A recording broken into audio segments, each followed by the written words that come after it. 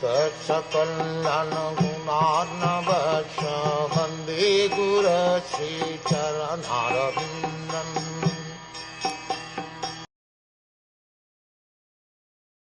The personality of Godhead.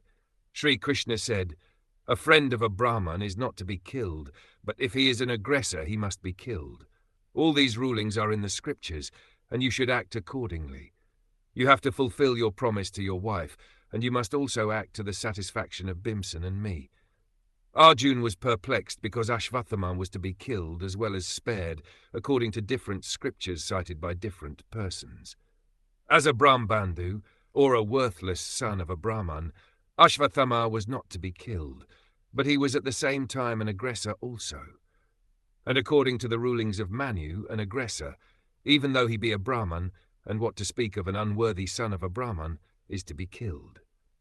Dronakarya was certainly a Brahman in the true sense of the term, but because he stood in the battlefield he was killed.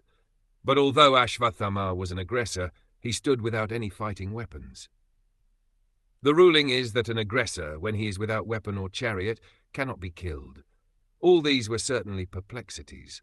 Besides that, Arjun had to keep the promise he had made before Draupadi just to pacify her. And he also had to satisfy both Bhima and Krishna, who advised killing him. This dilemma was present before Arjun, and the solution was awarded by Krishna.